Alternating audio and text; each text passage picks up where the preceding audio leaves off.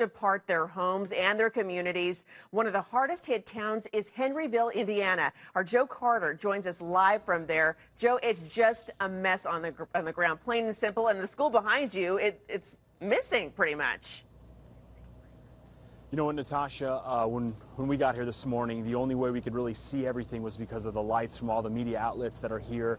And I can tell you, I've never seen anything like this before in my entire life. Behind me is the school, and it's basically an elementary, middle school, high school combination. And then, as Ken, if you can take some pictures here for us of that bass boat that you see in front of the school, and right next to that bass boat, the car is flipped over on its top. And you go back a little bit more to the left, Ken, you're going to see that's back there is where the elementary school is, guys, and that's totally destroyed. Look, there might have been a gymnasium, or maybe that's where some of the faculty parked.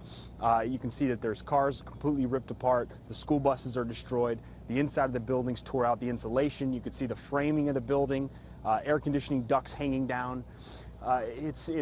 It's one of those things where when you're out here, Natasha, and you walk in the street, you think, am I on a movie set? It just doesn't seem real because, you know, some tornadoes hit and one house is spared, the other house is destroyed. From what we can see from the 2 blocks that we walked and been able to check out, it looks like everything's been destroyed and nothing's been spared. I mean, this looks like the tornado had a direct hit on this small town. And we asked one of the residents that was sort of roaming around here earlier this morning and describe what kind of a town this is, and he just said that Henryville's, simply put, is a 4-stop town. It's a strong but small community, but very strong. I'm going to keep moving the camera here, guys.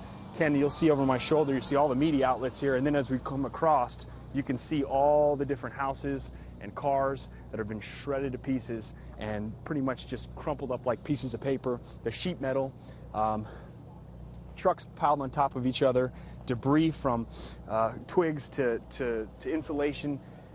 And then this here is a Henryville storage unit. And to give you any idea of how powerful the storm actually was, how powerful this tornado was, this school bus was across the street at the high school and then was shot over like a missile into what used to be the Henryville storage unit. We couldn't even tell when we first got here what this business was because there's no signage. Everything's been ripped to pieces here. It's, you know, it's one of those things where you don't quite believe it until you see it. And now that the sun's coming up, we're getting a better assessment of what's going on. And the plan moving forward, of course, more rescues going to come out. They're going to assess the damage. They're going to hopefully determine whether or not there's anybody they need to continue to look for. But Natasha, I can tell you that when we talked to this one resident, he said, yes, our town's devastated, but we will rebuild. We will rebuild.